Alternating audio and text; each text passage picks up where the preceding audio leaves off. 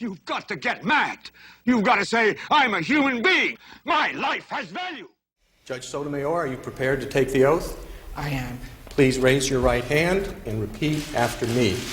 I, Sonia Sotomayor, do solemnly swear I, Sonia Sotomayor, do solemnly swear that I will administer justice without respect to persons that I will administer justice without respect to persons and do equal right to the poor and to the rich, and do equal right to the poor and to the rich, and that I will faithfully and impartially and that I will faithfully and impartially discharge and perform all the duties incumbent upon me all of the duties incumbent upon me as Associate Justice of the Supreme Court of the United States, as an Associate Justice of the Supreme Court of the United States, under the Constitution and laws of the United States. under the Constitution and laws of the United States. So help me God. So help me God. Congratulations and welcome to the court.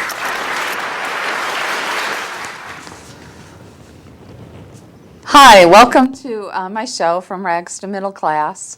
Tonight I have a distinguished guest, Pat Swanstrom from the Southern California Institute of Law, where he teaches constitutional law. And Pat received his law degree from Wayne State University in Michigan. He's from my hometown. You grew up in Michigan? That's true. Where in Michigan? Well, all over Michigan, Traverse City, Oh, okay. East Lansing, Saginaw, Detroit, Farmington Hills. Oh, wow, So, yeah, quite a few. So I still consider myself a Michigander, even though I moved here from Chicago, actually. Oh, okay. So it was my first job out of school, was in Chicago, so Oh, great. I got to get out here, luckily. Cool. So. It's a nice place Detroit's a nice place to be from. That's right, that's right. Can you guys bring up slide 1, please?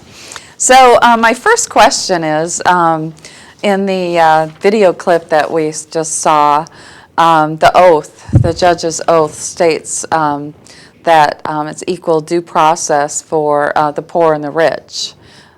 Slide 1, you guys, can you tell me, what does that mean? Where did it come from? And when the oath was formed, the judge's oath, why was that important to put that into the oath, judge's oath?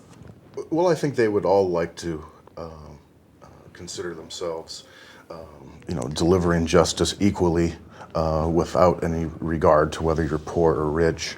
And I think it sounds good. And I think that the members of the U.S. Supreme Court, they believe that, to the extent that something's in their power, that they are doing that when they are reviewing cases.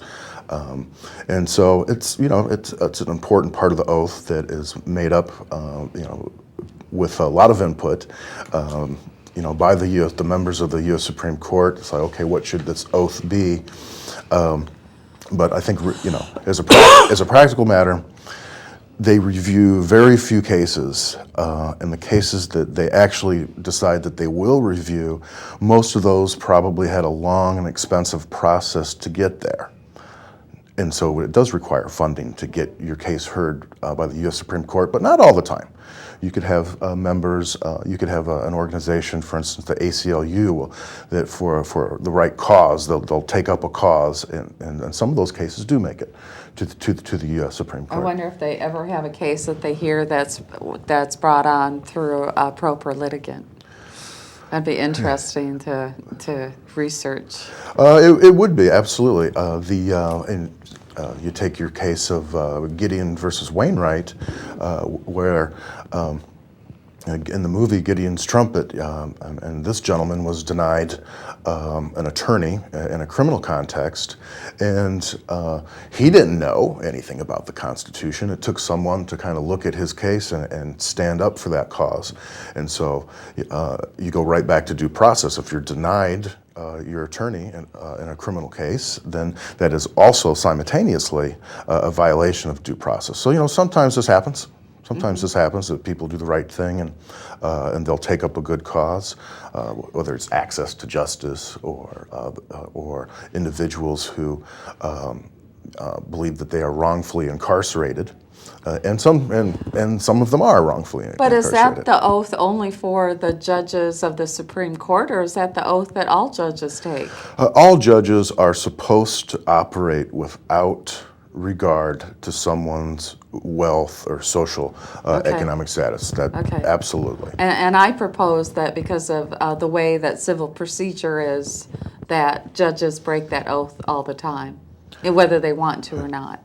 So And- that's one argument I propose tonight that I'll Okay, and provide argument for. But okay, and that makes a lot of sense, and we can. It would be easily done to keep track of those statistics now of the likelihood of success if you are a pro se litigant, and we can do that now. We can keep track of millions and billions of statistics. well, I know, but we don't. When I have a list of suggested court reform on my website, my blog, From Rags to Middle Class, Okay. and one thing that I ask for is judicial watchdog or databases, watchdog databases, where they track who's the attorney, who's the judge, who's the legal researcher. I thought that was very important because of things that I've been through. The legal topic, the result, whether they're pro per or not. And in particular, I thought watchdogs were very important in family law, where family law judges, basically there's such a high standard to overturn their rulings that I think there especially should be a watchdog.